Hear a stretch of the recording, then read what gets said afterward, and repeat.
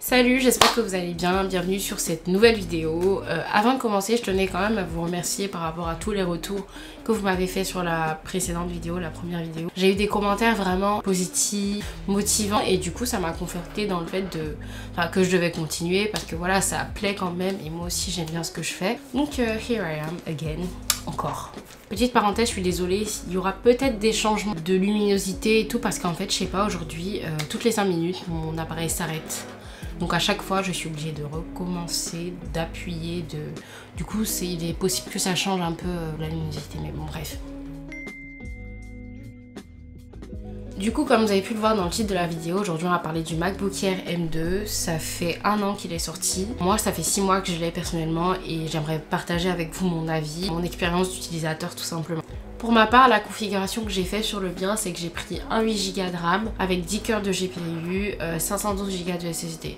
Franchement, je me suis dit c'est un investissement, du coup pour le coup, il vaudrait mieux que je mette le paquet parce que moi là, j'ai envie de le garder 4, 5 ans, voire 6 ou plus même. Ça dépendra de mon utilisation future et aussi de comment évolue ma chaîne. Du coup, je l'ai acheté le mien en février 2023, donc ça fait plus ou moins, ça fait 6 mois et des poussières. Donc j'ai eu le temps de bien utiliser l'ordinateur, de le pousser vraiment à sa capacité maximum. Pour commencer, parlons du design de l'ordinateur.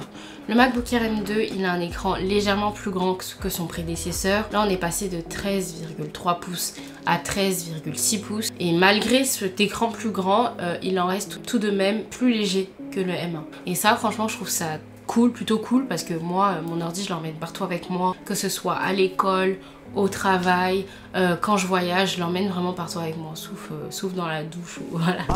Je pense que je couperai ça au montage parce que c'est pas drôle. Ce qui m'a séduit avec cet ordinateur, dans un premier temps, c'est bien évidemment le design.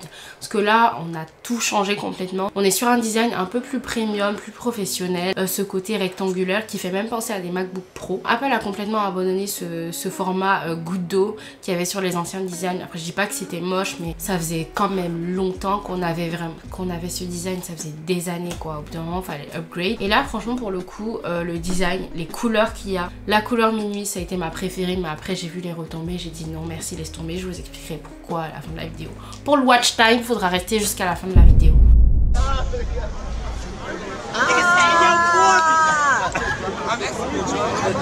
Par contre, l'encoche du MacBook Air M2, elle sert strictement à rien. Parce que dès que tu te mets en plein écran, elle disparaît. Ou même quand tu regardes une vidéo ou un film en plein écran, bah, t'as des grosses bordures, tu vois pas du tout. En fait, l'encoche, elle est juste sur l'écran d'accueil. Après, tu l'oublies. Elle embarque juste la webcam qui a été un peu améliorée. Mais bon, une amélioration, j'ai envie de te dire...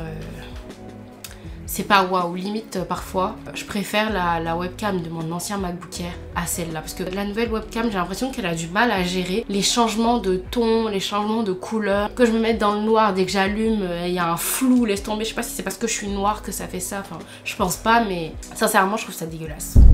Clairement, voilà, c'est dit. Au niveau du clavier, on a toujours un clavier qui est très bon. C'est à peu près le même que le MacBook Air M1, la seule différence flagrante sur le clavier c'est la taille du bouton de Touch ID qui est plus grosse maintenant, mais sinon au niveau des sensations, de l'expérience clavier, on est toujours aussi satisfait. Depuis qu'on a banni le clavier papillon, il y avait plein de problèmes, les nouveaux claviers sur les Mac sont vraiment agréables au toucher, agréables à l'utilisation. Entre le clavier et l'écran, on a 4 haut-parleurs stéréo qui sont plutôt bons, ils font le taf, on va pas le cacher. Pour FaceTimer, pour regarder des films ou des vidéos sur YouTube, voilà, il sonne vraiment, on a un rendu un peu qualitatif, pas comme un modèle pro, c'est pas l'ordinateur avec lequel tu vas faire une retouche au niveau de ton son, non.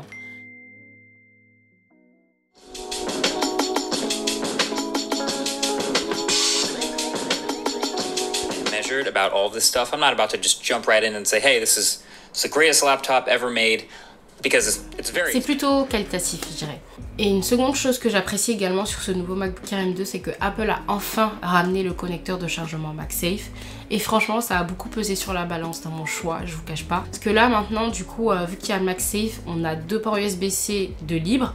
Alors qu'avant, dès que tu chargeais ton ordinateur, bah, t'avais qu'un seul port USB-C, sachant qu'il n'y a pas de port HDMI, il n'y a pas de lecteur de carte SD. Donc dès que tu branches ton adaptateur, bah t'as plus rien. Franchement, ça a beaucoup pesé dans la balance et je trouve ça bien aussi parce que le connecteur de chargement MagSafe, je peux vous dire que là, avec cet ordi, vu comment il est léger, il va beaucoup servir parce que si tu le branches en USB-C et que tu prends les pieds dans le câble, bah ton ordi s'envole. Pour rentrer un peu plus en détail dans mon expérience d'utilisation, je dirais qu'après 6 mois, l'ordinateur il a très bien fonctionné. Je suis pas déçue de mon achat, sachant que c'est très compréhensible parce qu'avant ça, j'avais un MacBook Air début 2015 avec 4 Go de RAM, un processeur Intel Core i5, donc le gap, les gars, il est phénoménal, que ce soit au niveau de l'écran, de la vitesse, mais de tout en fait. Du coup, je me souviens quand j'ai acheté, quand je faisais la configuration d'installation, j'avais les 2 ordi comme ça, j'étais en transe, franchement, en fait je me disais mais purée, non, mais ouais là tu ressens, t'es pas déçu d'avoir claqué ton argent, plus d'un SMIC d'un ordinateur quoi. Bon, je sais qu'il y en a beaucoup qui vont me juger par rapport à ça, mais voilà. Franchement le gap c'est comme si tu passais d'une 206 à une classe A, c'est énorme.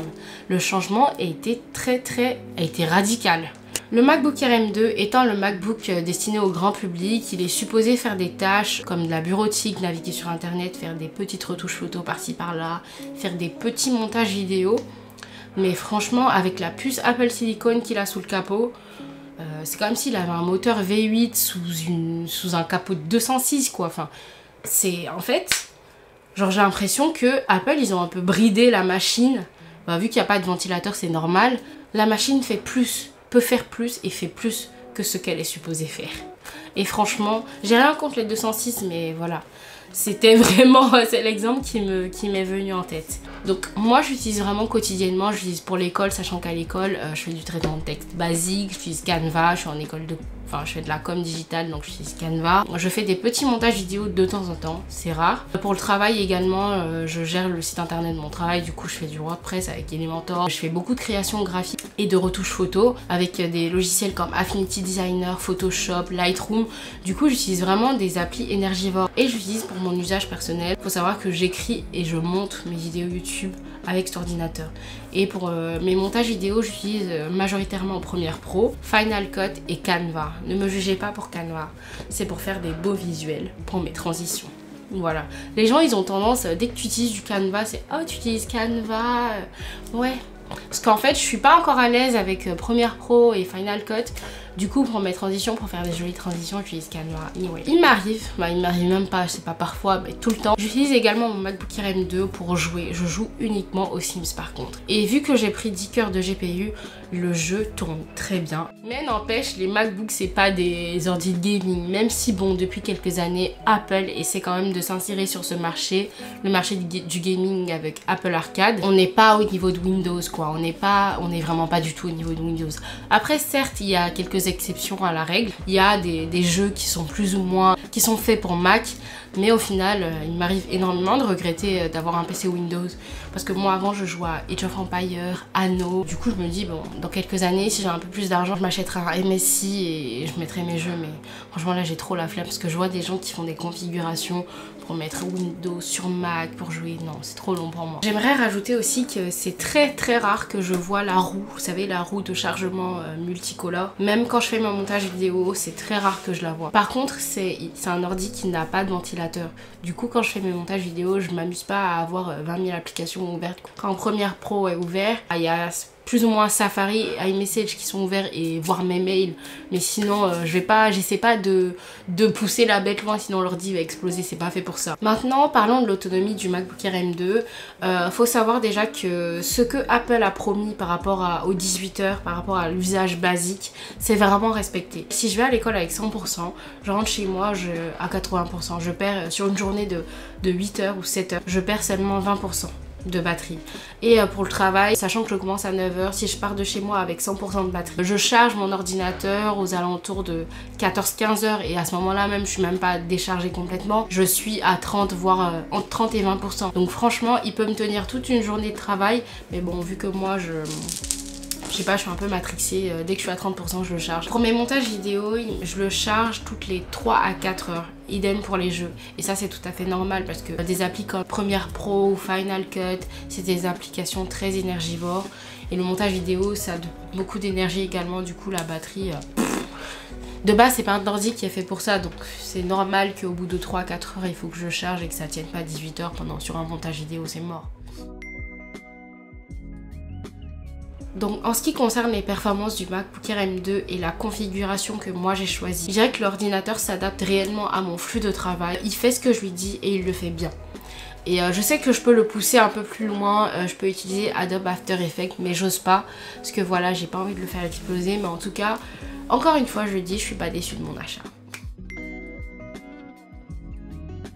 Mais malgré tout ça, malgré le fait que j'ai un MacBook Air M2, je dirais toujours que selon moi, le MacBook Air qui a un meilleur rapport qualité-prix aujourd'hui, ça reste quand même le M1. Si vous voulez vous acheter un MacBook avec un petit budget, sachant que le prix il a baissé encore une fois depuis que le MacBook Air M2 15 pouces est sorti, je vous conseillerais vraiment de vous tourner vers le M1 parce que entre les deux, il n'y a pas énormément de différence. Après, je comprends le fait que certaines personnes, dont moi, se tournent vers le M2 parce que, encore une fois, je le redis, il a un design qui est élégant, premium, professionnel, il est légèrement plus rapide, il est léger. C'est un ordinateur d'amateur en fait, d'amateur de création vidéo, de création graphique. Parce qu'on peut l'emmener partout avec nous et idem pour le M1. Donc moi franchement, je vous avoue encore une fois, ce qui m'a poussé à choisir, c'est vraiment parce que j'aime la nouveauté, voilà, tout simplement. Tout simplement, j'aime la nouveauté et je trouvais beau. Néanmoins, avant d'acheter un ordinateur, évaluez vos réels besoins, ce que vous comptez en faire. Si tu sais que tu vas faire ça, tu vas faire du montage vidéo pour YouTube, vous savez, des vidéos comme ceux que je fais, le M1 il suffit largement, le M2 aussi ça va. Mais si tu sais que tu vas commencer à faire des montages vidéo poussés avec des effets, laisse tomber 3D, vaut mieux que tu ailles vers un pro. Donc pour conclure la vidéo, je dirais qu'après 6 mois, le MacBook Air M2 c'est un excellent ordinateur. Pour mon usage en tout cas, je suis pas déçue, il fonctionne très bien, il tient très bien la route. Même au niveau de l'autonomie, après 6 mois, il n'y a pas de changement, j'ai pas remarqué de baisse d'autonomie. Franchement aujourd'hui, tous les MacBooks, depuis qu'il y a les puces Apple Silicon, tous les MacBooks sont bien. Parce qu'aujourd'hui, les MacBook Air, que ce soit avec la puce M1 ou la puce M2, c'est des ordinateurs performants. Ils répondront aux besoins d'un grand nombre de personnes, je dirais même de 80, voire 90% des utilisateurs en fait. Par contre, si vous souhaitez acheter un MacBook Air M2, je vous conseille d'éviter la couleur minuit. Même si elle est très belle à voir, c'est une couleur qui prend énormément de traces de doigts. Et je pense que vous avez dû voir des vidéos passées. On voit facilement les rayures, les micro-rayures. Moi personnellement, j'ai la couleur lumière stellaire, Starlight en anglais. Pour moi, c'est l'une des plus belles couleurs. Donc si vous voulez une belle couleur, je vous conseille de prendre celle-là. Du coup, le MacBook Air M2 aujourd'hui, c'est un design élégant, sobre, premium, professionnel, une excellente autonomie, un gain de performance, un ordinateur performant, plus de sécurité avec le connecteur de chargement MagSafe. Et franchement, moi personnellement, cet ordinateur, il me pousse à être productive. J'ai envie de l'utiliser tous les jours. Sinon, et vous, n'hésitez pas à me dire en commentaire quel ordinateur vous avez actuellement. Est-ce que vous en êtes satisfait? Est-ce que vous changez à changer de Mac si vous en avez un? Et lequel vous souhaitez prendre? Si vous avez un MacBook Air M2, qu'est-ce que vous en pensez? Vous, est-ce que vous êtes satisfait de votre achat ou pas? Donc on échange dans les commentaires, toujours dans la bienveillance comme dans la précédente vidéo. N'hésitez pas aussi à me suivre sur les réseaux comme Instagram, TikTok. Instagram c'est April14-8 YouTube, enfin YT, TikTok c'est pareil. Abonnez-vous à la chaîne, activez la cloche, partagez la vidéo. Et moi je vous dis à bientôt, je vous fais plein de bisous, ciao!